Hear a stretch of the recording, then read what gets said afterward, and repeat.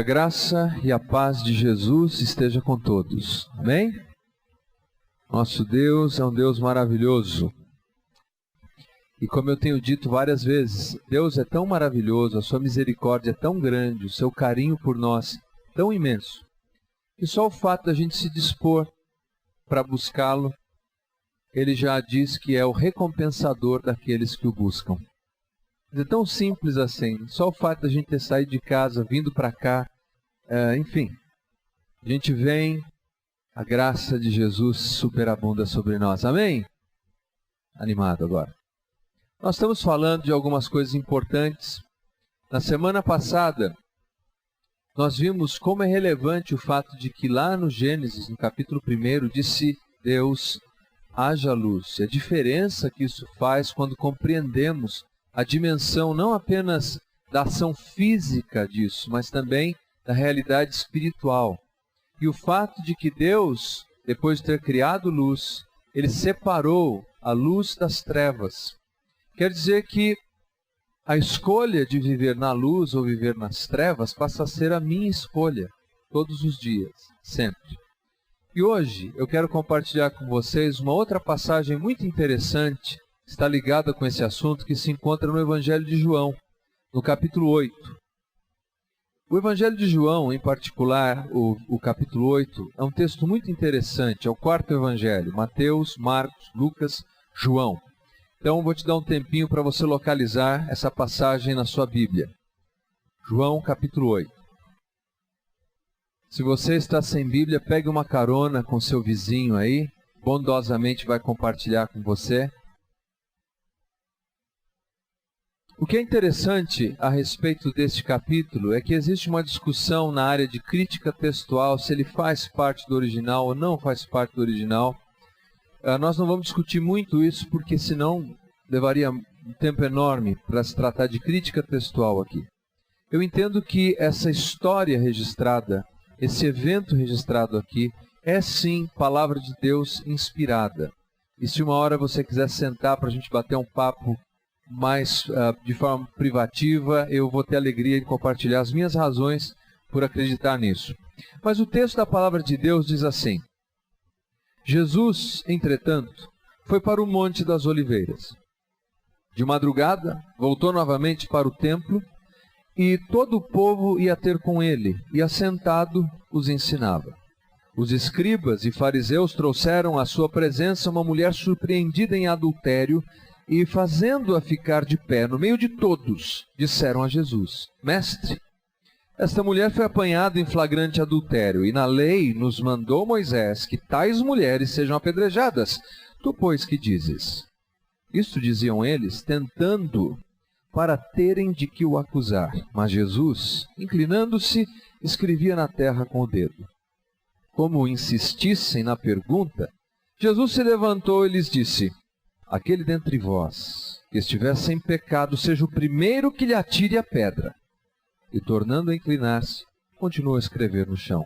Mas, ouvindo eles esta resposta e acusados pela própria consciência, foram se retirando um por um, a começar pelos mais velhos até os últimos, ficando só Jesus e a mulher no meio onde estava. Erguendo-se Jesus, e não vendo a ninguém mais além da mulher, perguntou-lhe: Mulher, onde estão aqueles teus acusadores? Ninguém te condenou? Respondeu ela: Ninguém, Senhor. Então lhe disse Jesus: Nem eu tampouco te condeno. Vai e não peques mais. Versículo 12. De novo lhes falava Jesus, dizendo: Eu sou a luz do mundo. Quem me segue não andará nas trevas. Pelo contrário, terá a luz da vida. Passagem maravilhosa. Se você cuidadosamente fizer uma leitura do texto, você vai perceber algumas coisas importantes aqui. Primeiro, que o contexto, o capítulo anterior, pelo menos, nos deixa claro que esses eventos estão acontecendo por ocasião da festa dos tabernáculos. Era aquele período em que o povo de Israel celebrava o tempo que havia morado no deserto, habitando em cabanas, e como Deus os havia protegido. E várias coisas aconteciam durante esta festa.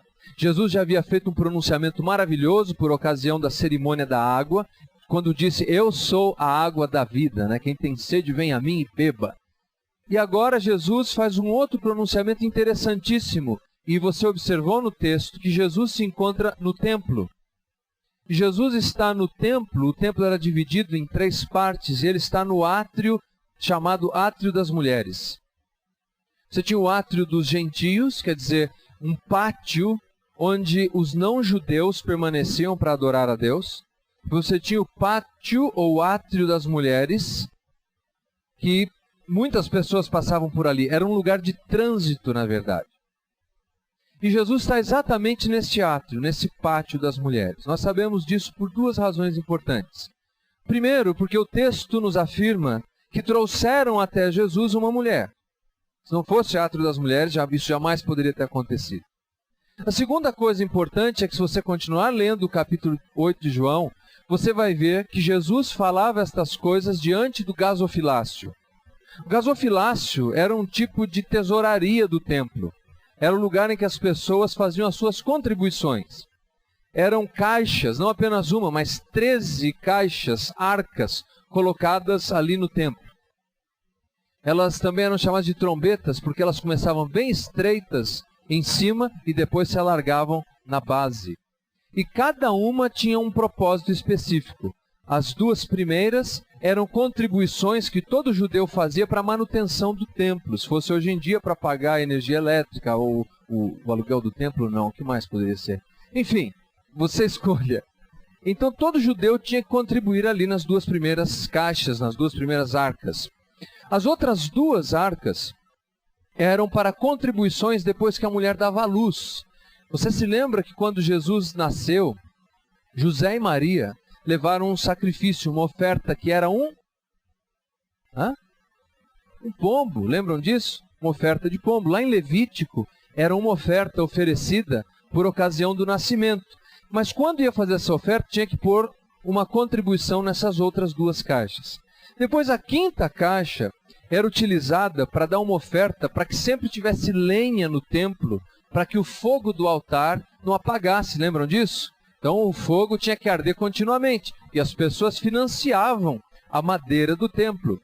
Depois tinha a caixa das ofertas para os incensos que eram utilizados. A propósito, o incenso utilizado lá, nada tem a ver com esse incenso que vende lá no 1,99. Tá?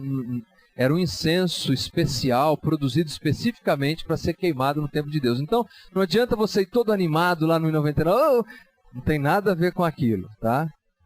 E depois, então, nessa mesma carta, aliás, nessa mesma caixa em que as ofertas para o incenso eram colocadas, você também podia pôr as suas ofertas de gratidão a Deus por que Ele tinha feito na sua vida.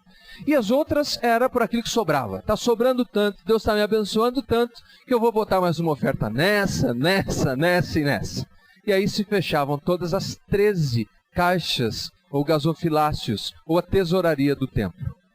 O que é curioso é que era então um ambiente extremamente agitado. Pessoas iam e vinham ali o tempo todo. Especialmente aqueles que estavam profundamente comprometidos com o seu sistema religioso. Convenhamos, ninguém põe a mão no bolso a não ser que acredite naquilo que está sendo feito. É ou não é verdade? Se alguém te oferece um produto e você não acredita no produto, você não põe a mão no bolso. Não é assim? A gente só põe a mão no bolso e dá naquilo que acredita. As pessoas que contribuem aqui na Igreja Bíblica, contribuem porque acreditam na Igreja Bíblica. E em qualquer outra igreja, em qualquer outra atividade, isso é verdadeiro. E Jesus, estrategicamente, por várias vezes se encontra exatamente nesse lugar, onde as pessoas mais comprometidas com o sistema religioso se encontram. Jesus não estava lá onde aqueles que não querem, não, eu não quero nada, eu vou ficar só na porta do templo, batendo um papo, vendo as meninas. Não. Jesus vai no lugar onde estão aqueles que querem alguma coisa, que têm um profundo interesse pelo sistema religioso, pelo menos pela sua tradição. E enquanto Jesus está ali naquele ambiente, acontece esse incidente. Trazem uma mulher apanhada em flagrante adultério e tentam Jesus com estas perguntas. Olha, foi pego em adultério, Moisés tem que apedrejar, o que o senhor diz? É interessante que Jesus silenciosamente passa a escrever no chão. Eu não sei exatamente como isso se deu dentro da estrutura do templo, eu não sei. Mas é isso que ele faz, eles insistem com a pergunta. Agora perceba como isso deve ter prendido a atenção de todas as pessoas que lá estavam. O início do texto, eu quero que você observe uma vez mais, diz assim, versículo 2: voltou novamente para o templo e todo o povo ia ter com ele. Era gostoso ouvir Jesus. E o povo está em volta dele, de repente, este incidente aqui. Imagine o frenesi que isso causou. São pessoas engajadas religiosamente, que conhecem a lei, que sabem o que a lei diz. E agora Jesus está, por assim dizer, nessa situação, nessa sinuca de bico. E Jesus dá a mais bela de todas as respostas, não é? Aquele que não tiver pecado, atire a primeira pedra. Mais ou menos assim, vocês querem apedrejar a mulher? Tá bom, apedrejem-na, mas comece por aquele que não tem pecado. Agora é muito interessante que o texto não quer dizer aquele que não for adúltero, porque senão, alguns não eram, poderiam apanhar uma pedra. William Barclay, um estudioso, diz o seguinte, que o que está implícito aí é: qualquer um de vocês que nunca tenha pensado sequer em adultério, atire a primeira pedra. Então os mais velhos, conscientes, começaram a sair, um por um. E Jesus levanta os olhos e pergunta: onde estão os teus acusadores? Eles: não tem mais ninguém aqui. Se for, eles: nem eu te condeno, vai, não peques mais. Terminado este evento, Jesus diz assim: eu sou a luz do mundo, e quem me segue não anda em trevas. É muito interessante porque na festa dos tabernáculos, uma outra cerimônia, um outro rito que se praticava, era chamado o rito da iluminação do templo, em que 4 candelabros grandes eram acendidos bem no comecinho da noite. E era uma grande festa, seria mais ou menos como para os americanos a queima de fogos de 4 de julho. Todo mundo fica ali esperando para ver aquela queima de fogos. Este evento da iluminação do templo era assim, o povo ficava ao redor ali, e os 4 candelabros exatamente neste lugar onde Jesus estava. E então eles acendiam tudo aquilo e diziam assim: que a luz deste templo ilumine todos os cantos de Jerusalém. E o povo celebrava. E quando de madrugada, bem cedinho, o galo cantava, os homens mais sábios, os mais maduros espiritualmente, os mais dedicados, chegavam e cantavam salmos e hinos ao Senhor, e dançavam, e celebravam o Senhor. Era uma festa. E as pessoas tinham essa lembrança dos candelabros que iluminavam o templo, e que eles desejavam que aquela luz iluminasse Jerusalém. Então Jesus, depois de ter perdoado aquela mulher, disse assim: eu sou a luz do mundo. Ele está dizendo: vocês se lembram das luzes do candelabro que acende, e vocês celebram, e vocês desejam que elas iluminem Jerusalém? Bom, acontece que essa luz um dia apaga, ela tem durabilidade e se vai. A minha luz permanece para sempre, e quem me segue jamais andará em trevas. Agora pense comigo, lá no início do Evangelho de João, no capítulo 1, a Bíblia nos diz que os homens detestam a luz, se afastam da luz, porque a luz denuncia as suas obras, não é? Toda vez que alguém quer fazer alguma coisa errada, vai fazer no escondidinho. É durante a noite que as coisas terríveis se multiplicam pela cidade. Aliás, nós nos horrorizamos quando vemos alguém fazendo uma aberração que seria típica de se praticar durante a noite, não é assim? Você passa numa esquina, você vê um cara vendendo drogas, você fala: mas agora, plena luz do dia, ou uma ação de prostituição, ou seja o que for, você fala: mas que absurdo. Porque nós sabemos que as pessoas que assim querem fazer, fazem nas trevas. Agora é muito interessante que Jesus, quando se apresenta como luz, e ele, lembre-se o contexto, ele acabou de pegar uma mulher em flagrante adultério e perdoou. Ele está dizendo: a minha luz que revela o seu pecado, a minha luz que revela o pior que existe em você, A minha luz que mostra todos os seus defeitos, todas as suas máculas, todas as suas rasuras, todos os seus bolores, todas as suas feridas. A minha luz não te condena. A minha luz não te dá morte. A minha luz te dá vida.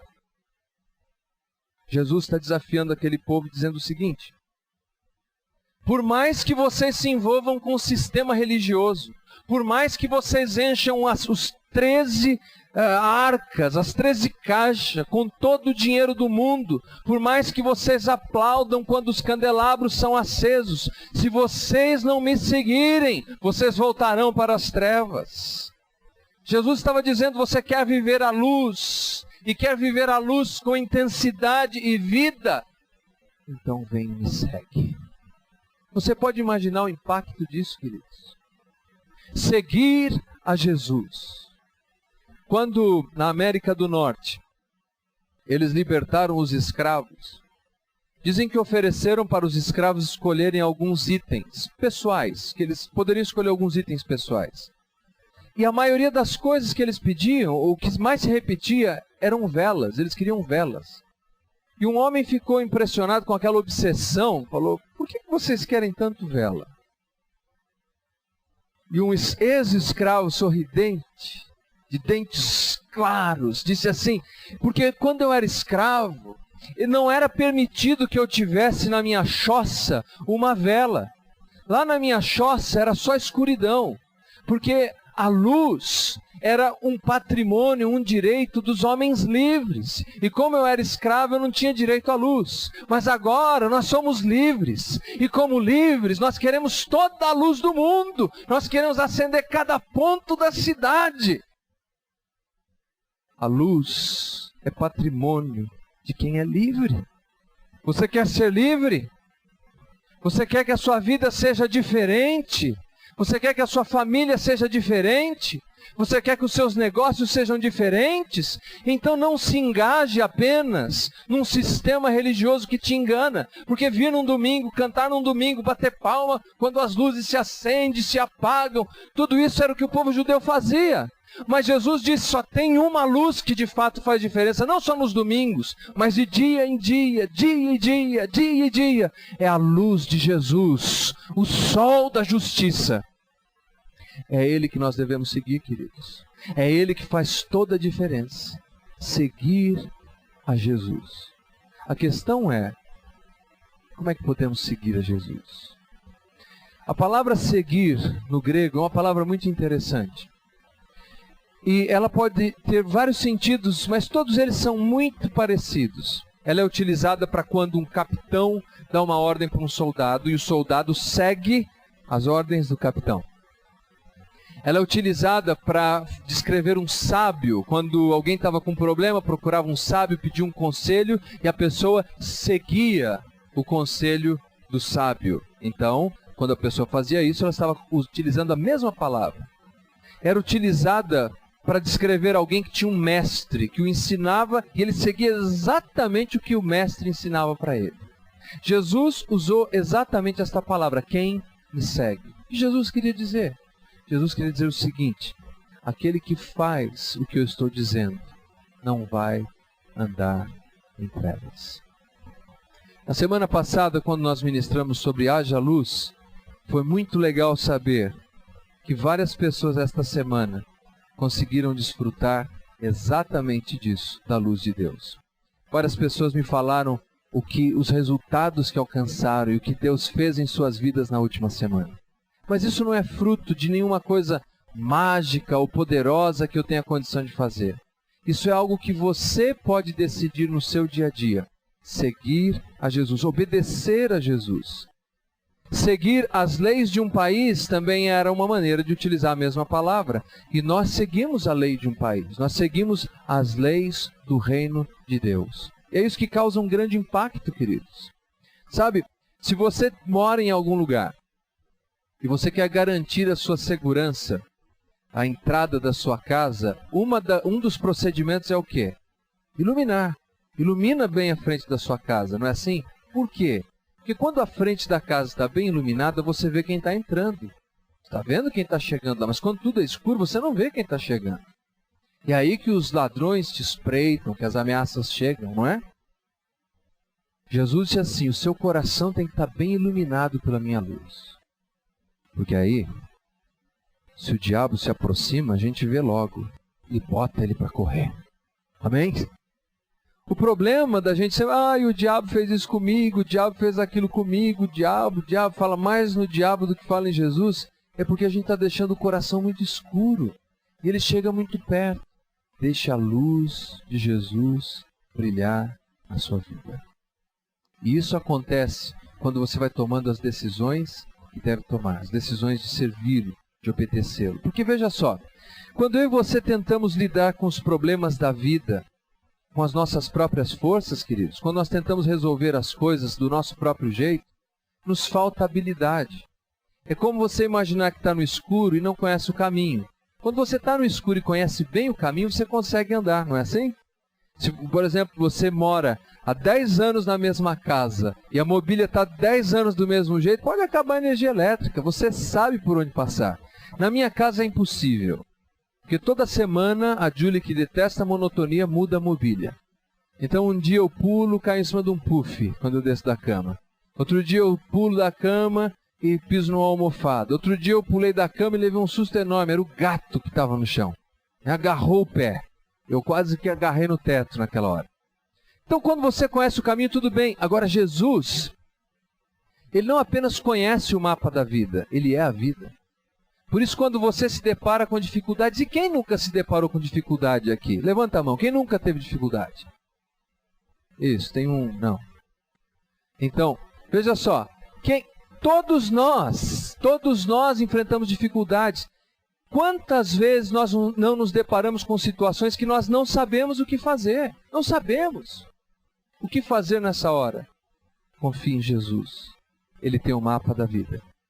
Continue seguindo a luz de Jesus. Continue seguindo o mapa de Jesus, porque quem segue a Jesus não tropeça nas trevas. E uma coisa importantíssima, então, é que você faça o seguinte. Pare de reclamar. Pare de reclamar da escuridão. Pare de reclamar das trevas. Pare de reclamar que está ruim. Faça alguma coisa. Caminhe em direção à luz. Agora, se você fica sempre ali nas trevas e reclamando, está ruim, caminhe em direção à luz. Amém? Porque quem caminha em direção à luz não tropeça. O problema é que a gente senta ali na escuridão e reclama, e lamenta, Chega. Em nome de Jesus, chega. Levanta, caminhe em direção à luz. Amém? É isso que vai produzir toda a diferença na sua vida. Os puritanos costumavam dizer assim, é mais fácil, é melhor acender uma vela do que amaldiçoar a escuridão. É isso que você tem que fazer. E como é que você faz isso? Quando alguém te fala algo de ruim, diga algo bom. Quando alguém te falar uma coisa ruim, diga algo bom. Quando ninguém mais acreditar no que você pode fazer, diga, mas eu continuo acreditando no que Deus pode fazer através de mim. Quando você vê que todas as circunstâncias estão contrárias a você, que tudo está ficando muito escuro, é hora de acender o interruptor divino e deixar a luz de Jesus brilhar. Amém? Deixe a luz de Jesus brilhar. Eu estava pensando hoje, quando nós fomos lá, e claro que nós brincamos e rimos, porque a graça de Deus é sobre nossas vidas, mas é duro perder alguém que se ama, como foi para as meninas perderem o pai, como foi recentemente a morte da nossa irmã Tuca, que aconteceu tão rápido. É difícil dar a Deus assim. Mas o cristão, nem mesmo a morte ele precisa temer, porque nós sabemos que andamos em luz. Eu me lembro da história desse homem que estava num ponto de ônibus em frente do cemitério, assustado. Daqui a pouco vem uma garotinha pequenininha e vai caminhando em direção ao cemitério. Ele fala, mas você não tem medo do cemitério? Eu falo, não, não tenho medo não. O senhor está vendo aquela luz lá do outro lado? Lá é minha casa. E eu sei que assim que eu terminar de atravessar o cemitério, eu cheguei lá na luz, é minha casa. Então o segredo de não ter medo do cemitério é continuar caminhando em direção à luz. O segredo de não temer nada nesta vida, as contas que você tem que pagar essa semana, a crise familiar que você está enfrentando, o problema de saúde, o diagnóstico ruim que você descobriu, o segredo de você não temer nada disso é continuar caminhando em direção à luz. Vamos ficar em pé. Quando a luz revela quem somos, quando a luz revela o que precisa mudar, é melhor que façamos isso. A mulher do texto parece que fez assim. Ela não ficou se lamentando lá nas trevas. Quando ela encontrou com a luz, a vida dela mudou. E a sua vida também pode mudar. Oremos. Pai, muito obrigado, Senhor, por esta noite. Obrigado por cada pessoa que aqui se encontra. Obrigado pela Tua palavra, Senhor. E obrigado por Jesus, nossa luz. Senhor, que ninguém aqui ande em trevas. Que cada um de nós coloque a confiança total naquilo que Jesus pode fazer. Senhor, que nós não temamos o futuro, as incertezas, porque aquele que te segue tem o mapa da vida, Pai. Senhor, eu peço por aqueles que estão enfrentando lutas e problemas e dificuldades e que têm até mesmo chorado, Senhor, num quarto, sozinhos. Alcança essas pessoas. Faz brilhar a Tua luz, Pai. Que esta semana, Senhor, seja uma semana diferente. Seja uma semana em que brilhe a luz de Jesus, nosso Salvador. Amém.